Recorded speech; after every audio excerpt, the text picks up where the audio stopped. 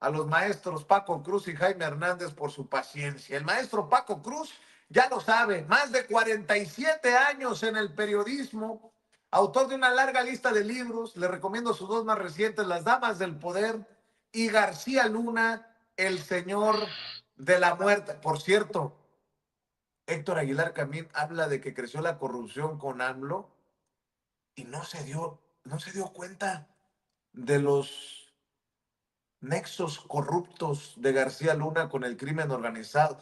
Qué extraño caso. Bueno, el maestro Paco Cruz, orgullosamente miembro de esta familia sin censura. Querido Paco, te saludo con mucho gusto en este viernes del amor y la amistad. Vicente, ¿cómo estás? Un abrazote. Sí, sé que también mi abuelito ya está por ahí esperándonos, pero le dejo también, antes de empezar, un abrazote a Jaime Hernández y vamos a decir, mira, no apto para cínicos, para que todo el mundo se conecte al rato. ¿Quiénes hablaron? Uno, el rey del chayo, rey del soborno, rey del embute, ese tipo que se enriqueció brutalmente en el gobierno de Carlos Salinas a través de la corrupción documentada que exigía a millones y millones de pesos. Yo digo, es el rey del embute verdaderamente, el rey del chayo, el rey del soborno, hablando de corrupción, no hombre, eso sí, nada más porque es viernes del amor y la amistad, le podemos pasar esas cosas, pero no hay que dejárselas pasar, pero bueno, podemos leerlas. Y mira, tú decías del mismo calado, otra vez Anabel, yo digo, está bien que promocionen su libro. No hay una sola prueba todavía. Ni una.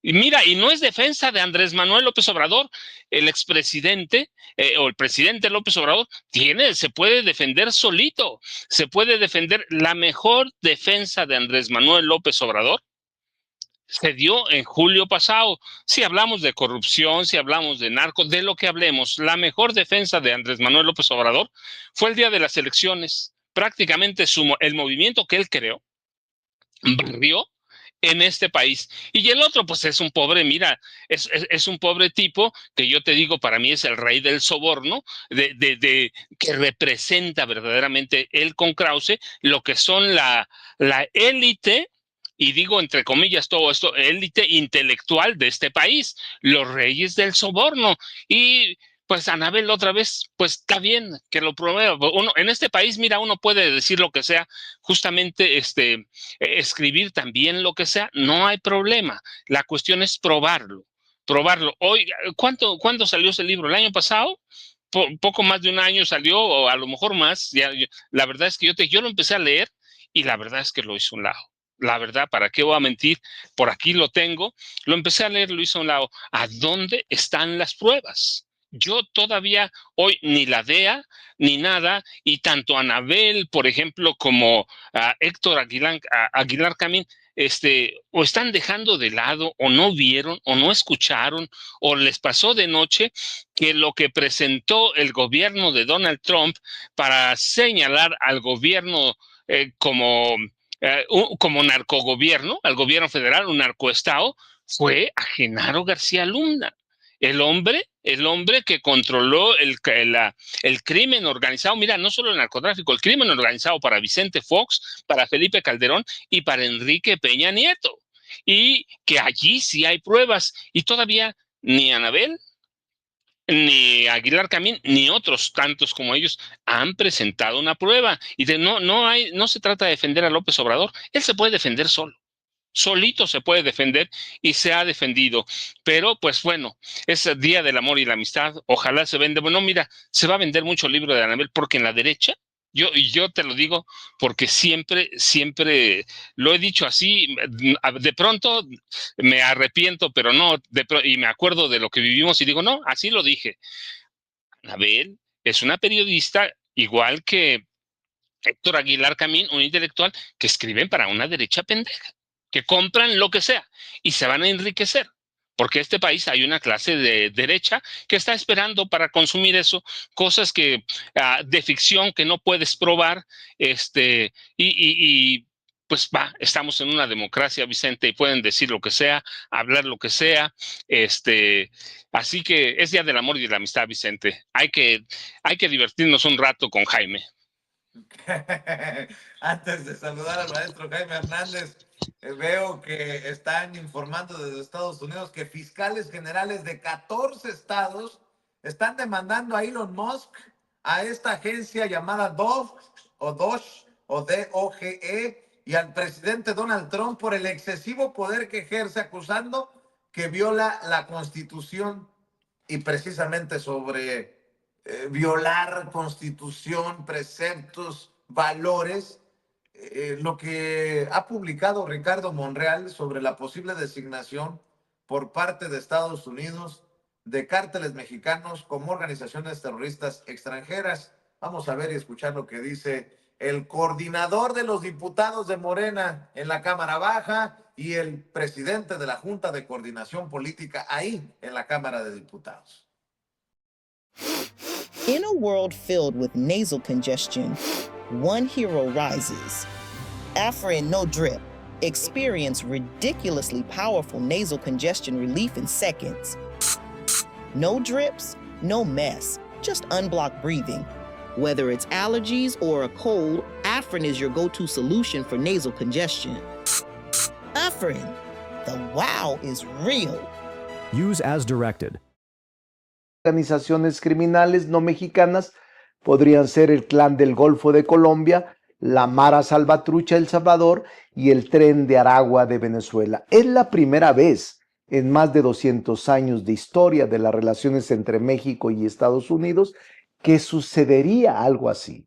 El tema del narcotráfico ha estado presente en la relación bilateral desde la década de los 60 del siglo pasado, cuando el presidente republicano Richard Nixon declaró una guerra frontal contra las drogas y prohibió terminantemente su producción, suministro y consumo en los Estados Unidos, primero por causas de salud pública y después por razones de seguridad nacional. Desde entonces, el tema del narcotráfico ha generado tensión, roces y desencuentros con los gobiernos entre México y Estados Unidos, no porque México sea santuario de organizaciones de narcotraficantes, como piensan algunos sectores de extrema derecha en ambos países, sino por las diferencias en el enfoque diagnóstico de medidas públicas, de salud pública y de adaptación a este problema. Un ejemplo, el primer presidente que le tocó lidiar con este problema fue Gustavo Díaz Ordaz. Hay que recordar lo que decía: si México es el trampolín, es porque la alberca está del otro lado. Después vino el mecanismo de certificación de la lucha contra las drogas, mediante el cual el Congreso de los Estados Unidos determinaba unilateralmente qué naciones cooperaban o no en dicho proceso. El mecanismo fue cuestionado desde su inicio porque se consideró una forma de injerencismo inaceptable contra los países ahí considerados. Vino después la iniciativa Mérida, mediante la cual México recibía asesoría técnica legal policial, militar e incluso apoyo financiero para combatir el narcotráfico, pero el problema, lejos de superarse, creció, se agudizó y transmutó para llegar hasta ahora lo que tenemos con el fentanilo y las demás drogas sintéticas. De adoptarse la declaración de los cárteles mexicanos como organizaciones terroristas extranjeras, estaremos ante una medida sin precedente. Definitivamente no es el trato que debemos recibir del gobierno de un país que es vecino geográfico, sociocomercial y aliado en materia de seguridad continental. ¿Qué hacer? En primer lugar, creo yo, debemos cooperar, colaborar y coordinarnos con los Estados Unidos en todo aquello que contribuya a atender la paz, el problema del fentanilo y la migración irregular. Que no quede ninguna duda de nuestro compromiso con la seguridad pública y la seguridad de ambas naciones. No somos aliados ni protectores de los criminales, sino al contrario, estamos a favor de la erradicación, de la eliminación del crimen en todas sus expresiones, aquí en Estados Unidos y en cualquier otro lugar del mundo. Pero con esa misma determinación debemos denunciar y detener los impulsos, prácticas injerencistas o expansionistas que suele haber detrás de estas iniciativas. Ataquemos la oferta de drogas, el tráfico de migrantes desde su raíz, pero denunciemos y detengamos también los desplantes intrusivos sobre nuestra soberanía, sobre nuestro territorio, sobre nuestros mares y nuestros cielos. Lo cierto es que si se declara como terroristas a los cárteles de la droga, y qué bueno, la presidenta Claudia Sheinbaum ya nos adelantó que se va a tratar de potencializar la demanda contra las armerías, las productoras y comercializadoras de armas de fuego que tiene en estos momentos el gobierno de México en cortes de Estados Unidos. Y qué bueno, porque va a terminar siendo, espero, un balazo en la pata políticamente hablando para aquellos cercanos y al mismo presidente Donald Trump. Mi querido Jaime, feliz Día del Amor y la Amistad, el querido Jaime Hernández. Este sí es chingón, corresponsal de guerra, no mamadas como López Dóriga y Carlos Loret de Mola, corresponsal mexicano en el extranjero, décadas en el periodismo, le duela a quien le duela, le pese a quien le pese,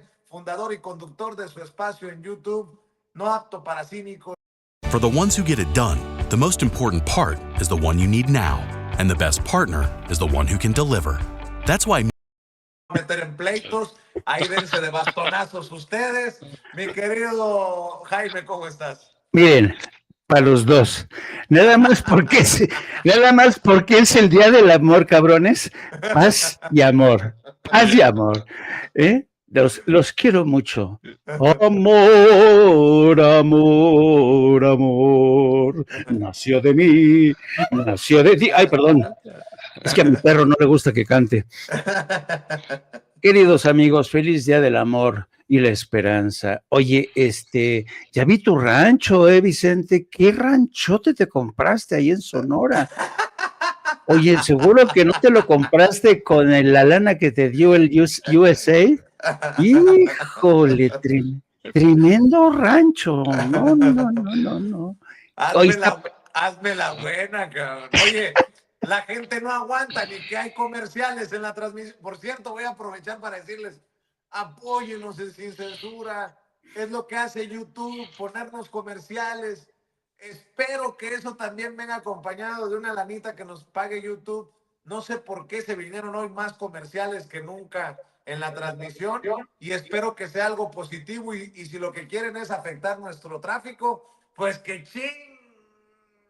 frena su Mauser, mi querido Jaime. Oye, no, ya en serio, feliz Día del Amor y la Amistad. Yo creo que la amistad es algo que a mí me encanta esto de la... Fíjate que... Jaime, antes de que empieces con tu reflexión de la amistad, dicen que me compré el rancho con lo que me paga Canal 11 cada vez que me invita. En fin, Jaime, mejor, éntrale tú. Ay, no, háganse la buena, háganos la buena nosotros. Nosotros somos periodistas que poco a poco ahí vamos pateando el bote cada mes, recogiendo lo que sea su voluntad. Oye, no, ya en serio, fíjate, estaba escuchando con mucha atención a Richie Monreal. Híjole, mano, de verdad, parece como que, como él es profesor, da cátedra ahí en la Facultad de Derecho, siempre utiliza este tono, el movimiento de voces. No, es que nosotros, México no es santuario de los cárteles. Pues claro que ha sido santuario de los cárteles, pero ¿quién nos convirtió en santuario de los cárteles? Estados Unidos, desde la guerra de Vietnam, cuántos cultivos de marihuana, cuánto tráfico de drogas había desde entonces, y Estados Unidos estaba perfecto con ese tráfico. O sea, Estados Unidos ha sido parte del problema siempre, desde que Nixon estaba como presidente, pero nunca ha querido ser parte de la solución. Y a mí se me hizo genial, de verdad, fue una jugada de ajedrez magistral de Claudia Sheinbaum. Ah, sí, nos van a considerar cárteles, a los cárteles, organizaciones terroristas, pues tenga cuidado, ¿no? Porque uno de los principales aliados de los cárteles es la industria de las armas, porque hay documentación, muchísima documentación en cómo la industria de las armas en Estados Unidos pasó de la producción de revólveres y rifles, porque eran armamento que para proteger los hogares de cada ciudadano, y eso es lo que consagra la Constitución, la segunda enmienda de la Constitución.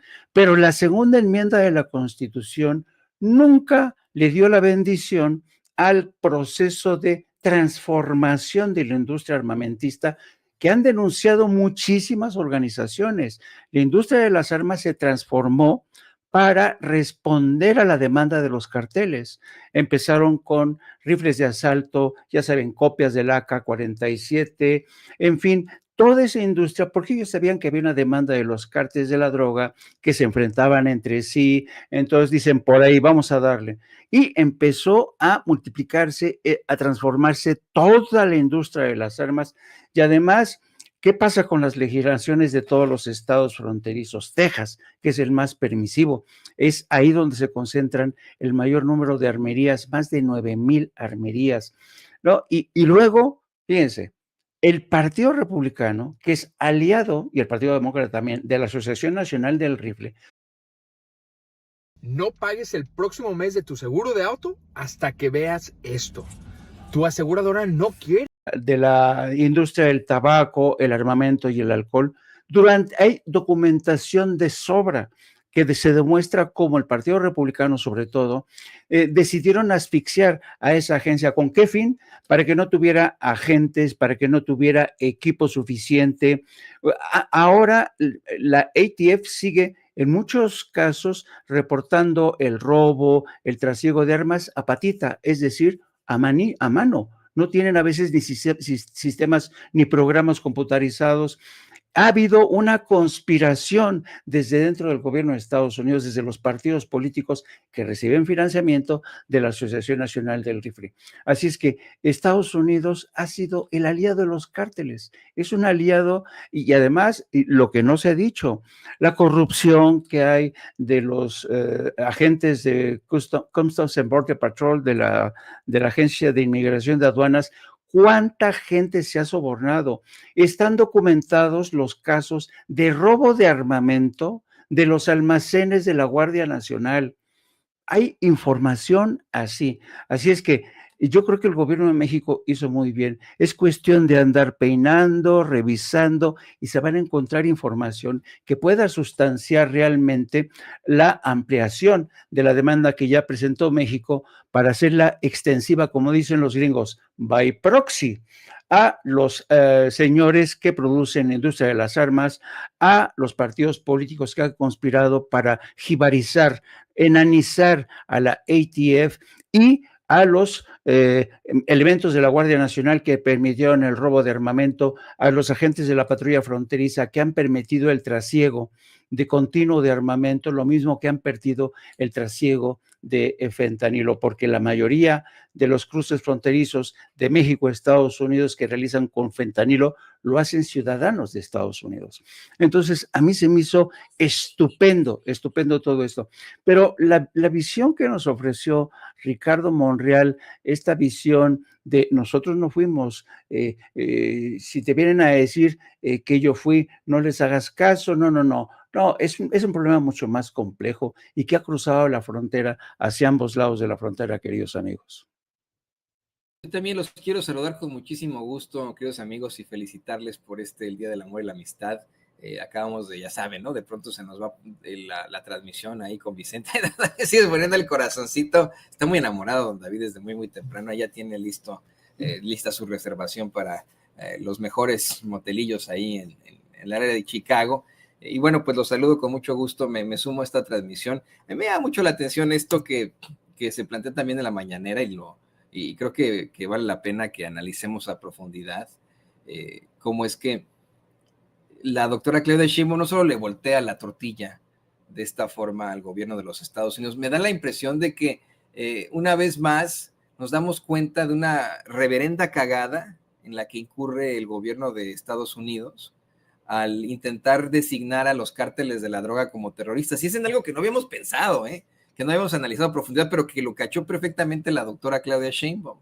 El hecho de ver a una, pues vamos, a estas entidades, estas armamentistas, como principales responsables de ese terrorismo. O sea, Estados Unidos se vuelca en contra del terrorismo a partir de los ataques de las Torres Gemelas en 2001, ¿no? Y en ningún momento supimos que las empresas armamentistas acá en Estados Unidos le vendieran a Al Qaeda rifles de alto poder, lanzagranadas, material antitanques o antiaéreo, ni nada. Por supuesto que sería muy interesante ver que el gobierno de los Estados Unidos declare como terroristas a los cárteles de la droga y después, al haber hecho esta declaración, bueno, pues tenga ese mismo gobierno de Estados Unidos que perseguir a quienes los financian, como dice Jaime, en primer lugar a la Asociación Nacional del Rifle, a la NRA, por sus siglas en inglés, a todas estas empresas que tienen a sus cabilderos y que financian una cantidad impresionante de campañas políticas.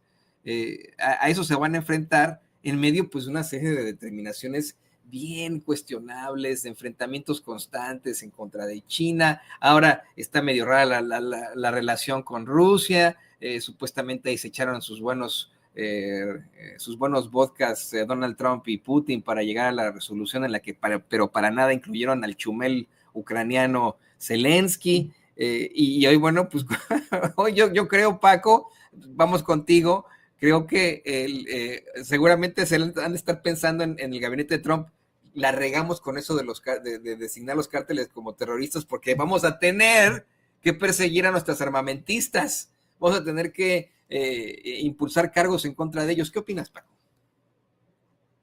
Toño, mira, nada más antes de empezar, cuando estaban platicando Vicente y Jaime sobre las propiedades inmensas de Vicente que acabamos de ver, me recordó mucho, y seguramente Jaime lo va a recordar, lo recordamos de historia, al gran latifundista de Chihuahua, Luis Terrazas, cuando le preguntaban a don Luis, ¿es usted de Chihuahua? Él se paraba y decía, no, Chihuahua es mía. Sí, esa es una historia real, que son de allí desciende, de esa familia desciende Santiago Krill Miranda, fíjate, de los grandes.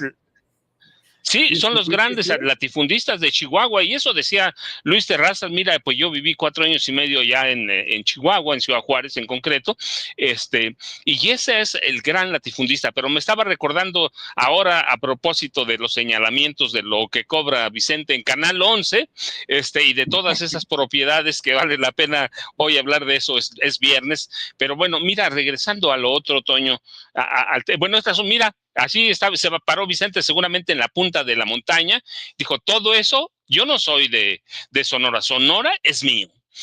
Sí. Así le dijo, mis hijos de Sin Censura, todo esto es de ustedes.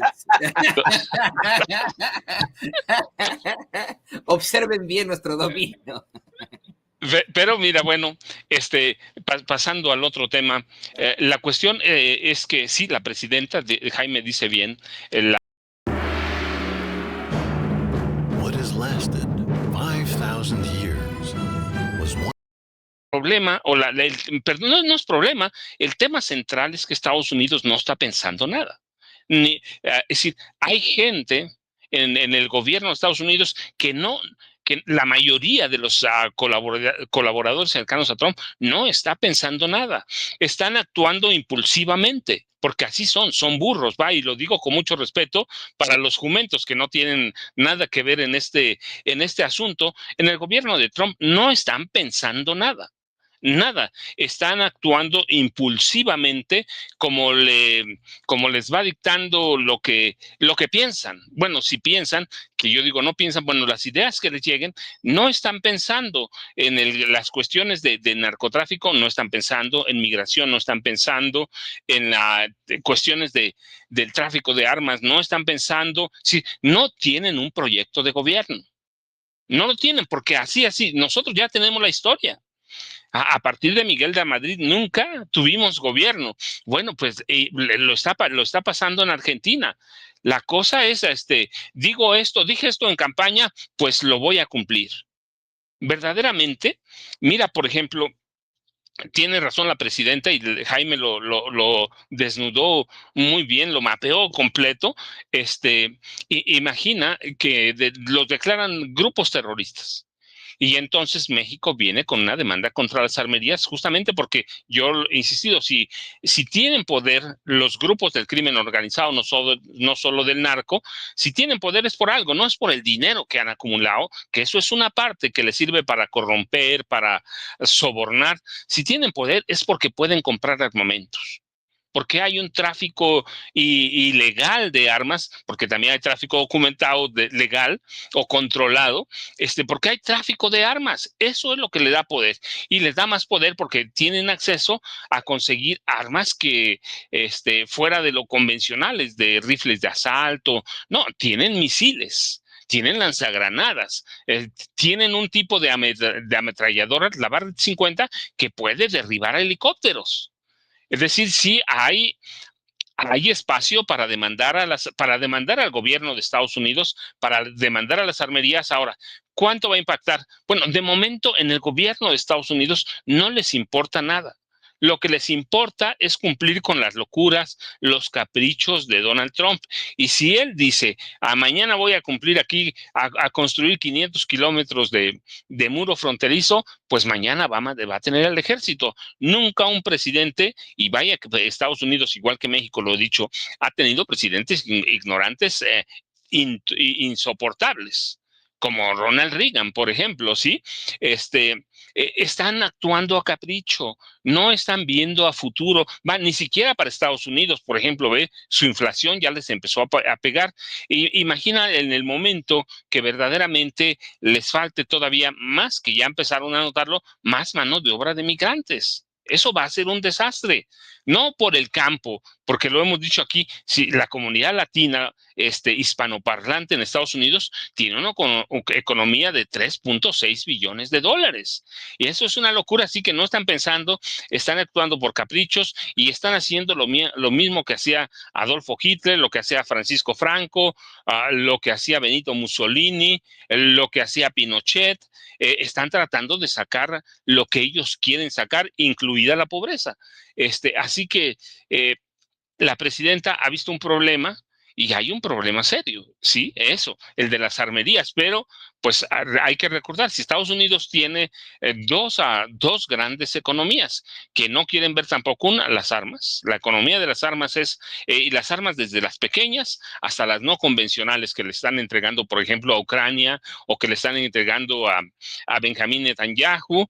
La otra economía es la de los migrantes y la otra economía secreta de Estados Unidos es el narcotráfico. Mira, no ahora, yo sigo el narcotráfico a partir de 1911. En esa época Estados Unidos ya tenía, y no me atrevo porque conozco los datos estadísticos, tenía cientos de miles de consumidores de drogas. ¿Sí? Para 1911 estoy hablando, ¿sí? Y empiezan a prohibir las drogas hasta 1914, 1915, 1919 y llega la prohibición. ¿Y qué tienes? Hay una fiebre de consumo de alcohol y de consumo de drogas, incluida la cocaína, porque nunca funcionó la prohibición sino para impulsar el consumo de todas las drogas. Así que es un problema histórico grande, y por eso tienen que frenar en el 29 más o menos, 28, 29 y 30, terminan con la prohibición, pero se les olvida una cosa, eso da lugar al nacimiento ¿de qué? De las grandes mafias que controlaban, sí, primero el alcohol, pero después empiezan a controlar las drogas. Hay documentos clarísimos cuando Al Capone venía a México, a Ciudad Juárez, a Mexicali, a negociar entregas de droga. Y que hay también evidencias sólidas suficientes, por ejemplo, de que en algún momento Al Capone se dio el negocio de las drogas a Miguel Alemán Valdés. a través de Antonio J. Bermúdez, y cuando decide Antonio J. Bermúdez, sí, el senador que era de la República, juarense, decide, lo saca Miguel Alemán del negocio de las drogas, era tan poderoso don Antonio J. Bermúdez que, ¿por qué? Por el respaldo de Al Capone, que le pregunta a Miguel de Alemán, le dice, bueno, vamos a controlar el negocio de las drogas nosotros, pero no te vamos a dejar a pie para que no te pelees con tus socios de Chicago, pero ¿qué quieres? De Chicago y de Nueva York. ¿Qué quieres? Y Antonio J. Bermúdez pide nada más la Dirección General de Pemex. En la época de oro del petróleo mexicano, la Dirección General de Pemex, Antonio Jaques Bermúdez, o Antonio J. Bermúdez, porque había cortado su nombre, controló 12 años Pemex. Y nacen las grandes mafias o grandes monopolios del petróleo y del gas natural, gas licuado de petróleo, discúlpame, gas licuado de petróleo, que lo controlan mafias juarenses de Ciudad Juárez y Tijuana hasta Perú. Y todavía hoy vemos a los grupos Tomás Zaragoza o Grupo Fuentes distribuyendo el gas licuado de petróleo de este país. Y en ese proceso, Estados Unidos se compromete a una lucha contra las mafias, sí, pero no las desbarata. Estas se transforman ¿en qué? En pandillas. Y las pandillas distribuyen, hoy tienen 33,000 pandillas activas que distribuyen droga. Así que Estados Unidos no está pensando, no está viendo hacia adelante, no está viendo nada, están actuando con el hígado por capricho, y no les importa. ¿Por qué? Porque finalmente también en todo ese proceso a partir de fines del siglo XIX, 1890, ellos ya habían descubierto el narcotráfico como negocio, y a partir de entonces el narcotráfico es un gran negocio de Estados Unidos. Yo insisto, el narcotráfico debe verse como una empresa, como el tabaco, como el alcohol. Claro, como es ilegal, no está en la bolsa mexicana, en la bolsa de valores de Nueva York. Si cotizara en la bolsa de Nueva York, el único negocio que siempre redituaría sería el narcotráfico. ¿Y ese quiénes lo controlan? Estados Unidos. Hoy no están pensando nada, no están viendo nada, están solo actuando como un Sansón bruto. Y eso es Donald Trump, eso es Elon Musk. Están actuando así. ¿Hasta cuándo? Yo insisto, están en una época de borrachera de poder. Por lo menos a partir del 20 de enero y en los siguientes, yo dije, en los siguientes 100 días va a ser una borrachera de poder. Y así están actuando, hasta que algo los haga entrar en razón. Y hay varias cosas, ¿eh? Están la falta de producción en el campo, en algunas empresas, en cuanto se les empiece a caer, van a entrar en razón. La demanda de los fiscales es brutal. Cuando tengan manifestaciones como ahora con los empleados federales que van a despedir, Washington tiene una burocracia muy profesional. No importa, sirven a todo mundo y ahora los van a correr por cientos de miles. Por lo menos 300,000 van a despedir. Entonces, en cuanto les empiecen a brotar los problemas, incluida la inflación, van a tener que serenarse. Pero ahorita yo digo, por 100 días, mira, van a hacer lo que se les plazca en gana hasta que empiecen a llegar los frenos a ese poder ilimitado que tiene Trump. Y que él había dicho, voy a ser un dictador. Pues sí, pero sí, Estados Unidos sí tiene frenos, ¿eh? Sí tiene controles de poder, y eso los van a entender más adelante. Pero de momento podemos decir, no han visto nada, Toño, no han visto nada, Jaime. Son brutos y así están actuando y así los tenemos que tolerar y nos los vamos a chutar en los próximos 80 y tantos días que faltan para los 100 que yo dije que iban a cumplir con borrachera de poder. Pero es que el único freno que le veo a Estados Unidos no es ni siquiera su gente, no son los magats, ¿no? Los magas que están llamados los seguidores de Donald Trump. El único freno que le he visto a Estados Unidos es Putin. El único freno que le he visto a Trump es Putin. Lo único que veo cuando que se cuadra y que se queda muy calladito y pues voy a hablar con él, Trump, es Putin. Y los aliados estadounidenses, los aliados de Estados Unidos en Europa están que se los lleva la chingada con esta reunión que tuvieron para determinar el fin de la guerra en Ucrania sin incluir a Zelensky, sin incluir a sus socios de la OTAN. Eso también hay que ponerlo sobre la mesa.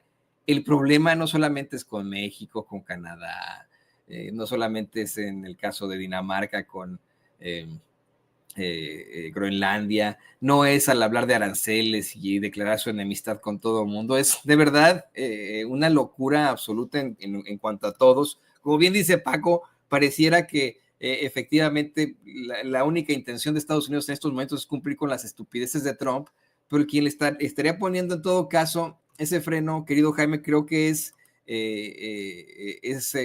Putin. Estaba leyendo una nota ahí, un cable de AFP, de cómo es que muchos países en Europa, sus principales representantes están que se los lleva la chingada por ese acuerdo al que se llegó, en el que no incluyen pero para nada a Zelensky, lo ven como una traición, no a Ucrania, sino a toda la Unión Europea, ¿no? Dicen que no se han apoyado de la postura que habían exigido de no discutir nada sobre Ucrania sin Ucrania, y pues ahora es muy probable que lleguen a ese fin de la guerra con los términos no de Estados Unidos, no de Europa, no de Ucrania, sino de Rusia, algo que, bueno, pues el público, por lo que el público estadounidense no votó, si me permites decirlo, Jaime. A ver, yo creo que, bien, como coincido contigo, yo creo que este lance inesperado de Donald Trump contra México no es un tema contra México, es un tema de alcance global y tiene que ver sobre todo con el avance demasiado apresurado de China, que los está rebasando por todos lados. Ese se ha convertido, de hecho, esa era la gran preocupación de Estados Unidos, China que ya los rebasó por todos los lados, en el tema de la inteligencia artificial, en el tema de la construcción de vehículos eléctricos, la exploración junto con Rusia del Ártico, donde se están descubriendo los yacimientos petroleros más grandes en la historia de la humanidad. China y Rusia están haciendo investigaciones y Estados Unidos por eso está viendo de qué manera puede arañar el territorio de Groenlandia, que es controlado por los daneses, ¿no? Entonces, yo creo que si uno se da la tarea de revisar, por ejemplo, el llamado Proyecto 2530, que es un proyecto que elaboraron 400 especialistas o expertos de la derecha conservadora bajo el paraguas de la Heritage Foundation, que es de las organizaciones más conservadoras. Te das cuenta que en el Proyecto 2530 está ya mucho de lo que está haciendo Donald Trump: defender la soberanía de Estados Unidos, vigilar las fronteras, y de alguna manera volver a los principios de los neoconservadores. Los neoconservadores son aquellos que no creen en las fronteras y la soberanía. Eso que en buena medida es la lógica de las grandes corporaciones. A las grandes corporaciones les importa un carajo las fronteras y el lenguaje por ejemplo, el lenguaje de Claudia Sheinbaum, que México va a defender su soberanía. A los neoconservadores no les importa el tema de la soberanía ni las fronteras. Ellos, allá donde estén sus intereses, me refiero recursos energéticos, tierras raras, ahora le quieren cobrar a Ucrania $500,000 millones por la deuda generada por Ucrania, por la guerra a la que ellos empujaron a Ucrania junto con los países de la OTAN, ¿no? Y para que se vea hasta qué punto Trump está encabezando este cisma, basta asomarse a lo que tú ya señalaste, Toño. De hecho, la decisión de hablar de la paz en Ucrania ha supuesto para mí un punto de inflexión histórico, porque muchos europeos, incluidos los británicos, que han sido los más leales con Estados Unidos, hablan ya del fin del pacto transatlántico, del fin de esta alianza transatlántica que se fraguó durante la Segunda Guerra Mundial. Pues muchos dicen, pues ese pacto, esa alianza histórica, pues se ha ido al retrete por la decisión de Donald Trump de hablar primero con Vladimir Putin de las condiciones de paz en Ucrania.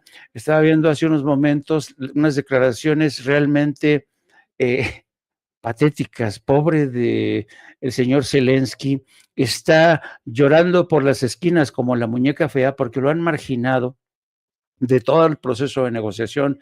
Ya se sabe que no se va a permitir que Ucrania recupere las fronteras desde el 2014, ni nada de ninguno de los territorios que ya ha conquistado Rusia en el curso de los últimos meses.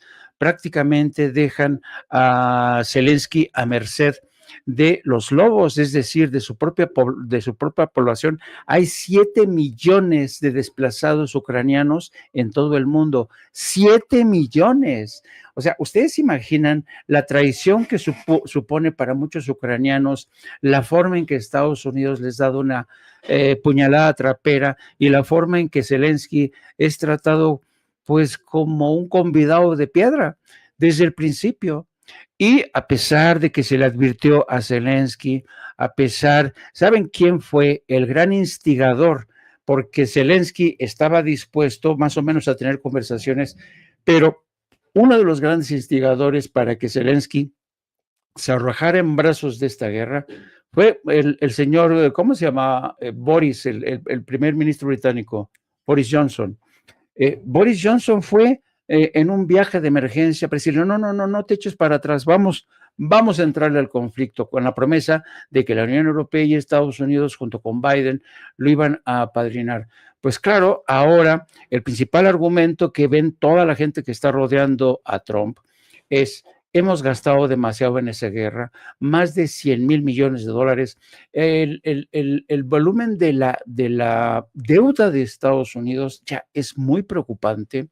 Y además, una de las grandes promesas que tiene Donald Trump es recortar el recorte de impuestos a los más ricos y a las grandes corporaciones. Bueno, acuérdense que ese recorte que se va a tener que dar este año son 4 billones de dólares, es decir, 4 trillones, 4 billones. Y estaba viendo que en el curso de las últimas horas los republicanos están viendo cómo desmantelan el Medicaid. El plan Medicaid del Medicaid pueden extraer aproximadamente 2 billones de dólares. Por eso hay el cierre de agencias, por eso como están reduciendo personal en la CIA, en USAID, van a recortar muchísimo de Medicaid, Medicaid va a ser la parte que va a perder más, y mucha gente que votó por Trump con la esperanza de que se iba a acabar la inflación, de que las cosas iban a mejorar, pues van a terminar en la estacada. La clase media, hay mucha gente que ya no va a poder depender de las ayudas.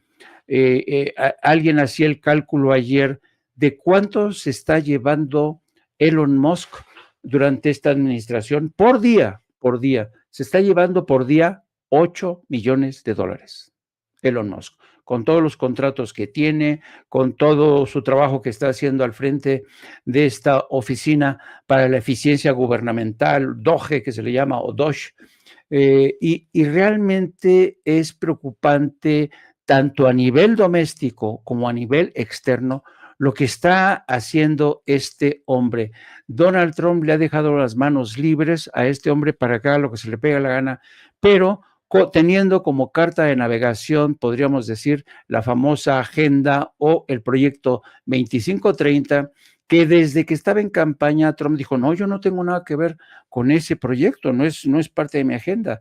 Pues sí, pero ahora lo está aplicando todo a pie juntillas. Así es que estamos viviendo no solamente en México, sino en Estados Unidos, en la Unión Europea, gran parte, esta es una sacudida que realmente vamos a ver si los liderazgos, sobre todo de Estados Unidos, las instituciones que se están tambaleando ante esta embestida de Elon Musk, pueden recuperar el aliento para combatir a este hombre que realmente tiene ya enloquecida a la mayoría de la población, a la clase media.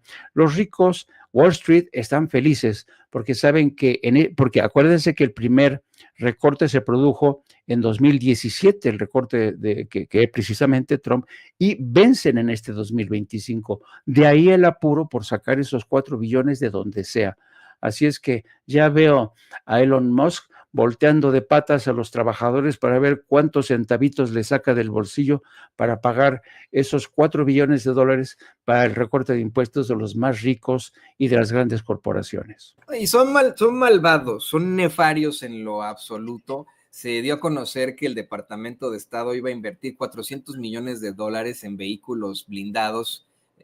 ¿Sabe de dónde? Sí, de Tesla, la compañía del Obergruppenführer, Elon Musk, el neonazi Elon Musk, que de verdad ha reconocido que miente, que es un maldito, de verdad, malo de Malolandia, como decía Andrés Manuel López Obrador, y aún así lo tienen mintiendo y supuestamente encargado de esta agencia para, más bien, pues sacarle todos los centavos a lo que verdaderamente le importa a la gente dentro de cuestiones gubernamentales.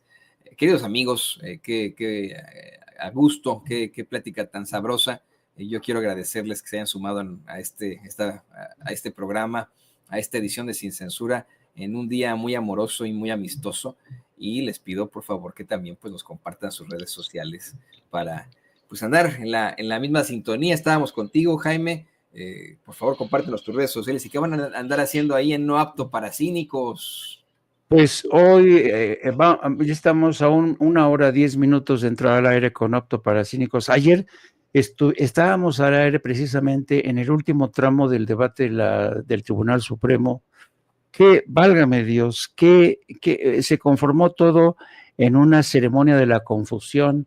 Los ministros de la Suprema Corte, los que responden a intereses de la derecha y de poderosos señores del dinero, estaban viendo de qué manera le volteaban las cosas a la reforma y a las elecciones. No pudieron, pero fue un espectáculo realmente vergonzante, cargado de mentiras, una interpretación bastante torticera de las leyes, pero al final del día no pudieron darle la estacada final al proceso electoral que ya está en ciernes, y la presidenta precisamente no hizo una valoración específica esta mañana. La valoración ya la hizo el Tribunal Electoral del Poder Judicial de la Federación, que decía, no entendemos qué pretendían, no entendemos, vamos a tener que leer los términos en los que va a estar redactada la sentencia, porque todo eso, insisto, se convirtió en una ceremonia de la confusión. La sesión de ayer, la audiencia de ayer se convirtió casi como el camarote de los hermanos Marx, ¿no? Donde, bueno, y un huevo duro, bueno, no, 2 huevos duros, así estaban de ocurrentes los magistrados, pero no pudieron frenar el proceso que sigue adelante. Vamos a ver qué responden los jueces de distrito que emitieron los amparos. Van a tener que recular. Va a ser interesante la forma cómo reculan de esos amparos para que sean eliminados. Vamos a hablar de ese tema. Vamos a hablar también de esta historia. A mí me sigue llamando mucho la atención. Y aquí el maestro Paco ha sido muy, muy inteligente en este tema del famoso, los aviones que nos están espiando y los barcos que nos van a invadir. Y no. Se ha desatado una paranoia diciendo que nos están espiando, no nos quieren decir nada. El espionaje ha existido desde siempre. El Comando Norte dijo ayer que sí, en razón de las órdenes ejecutivas, tienen que multiplicar los vuelos, pero están informando el gobierno de México, pero todo el mundo quien sepa o haya estudiado todo lo que son los programas de espionaje de Estados Unidos, sabe muy bien que Estados Unidos tiene el sistema más sofisticado de espionaje. Te pueden espiar aún si tienes el teléfono apagado, aún si tienes tu computadora apagada. Existen los programas más avanzados de espionaje. O sea, los cárteles están vigilados las 24 horas del día desde hace mucho tiempo. Así es que vamos a hablar de estos temas y a ver si nos da tiempo de hablar del Día del Amor. Yo creo que sí, y la amistad. Qué malo, ¿no? Que solamente se festeje y rindamos tributo a valores como el de la amistad, y el resto del año muchos nos la pasamos lanzando, despotricando contra aquellos en los que hoy decimos amar. Yo, por ejemplo, le quiero decir al maestro Paco que lo quiero muchísimo, muchísimo. No me importa que sea mayor que yo, más viejito, lo quiero mucho. Le mando un abrazo. Sí, se debe de querer siempre, sin importar las edades. ¿Qué le respondes, querido Paco? Además, también de agradecerte a ti y pedirte tus redes sociales. Mira, primero les dejo un abrazote a los dos. A Jaime, le dejo un abrazote de veras. Él sabe que mi amistad, tú, Toño, también, Vicente también, hoy metemos a Ceci y a don David porque es Día de la Amistad y del Amor, así que yo les dejo un abrazote, la hemos pasado grande, hemos tenido grandes charlas todo el año y seguramente nos vamos a seguir divirtiendo, y los viernes seguramente va a ser así porque lo merecemos, porque la audiencia se lo merece. Yo ya sabes, @Paco Cruz Jiménez en X, antes Twitter, Francisco Cruz Jiménez en Facebook, y de veras un abrazote especial por ser el Día de la Amistad para todos. Un abrazo especial, querido Paco, querido Jaime, grandes periodistas de los que yo he aprendido muchísimo, los que yo he estudiado, y que pues ellos se ven mucho más jóvenes que yo creo que pues ahí todavía conservan la melatonina. Yo ya se me fue por ahí, pues ni modo, pero es porque me pasó como a Moisés cuando subió al monte Sinaí, ¿no?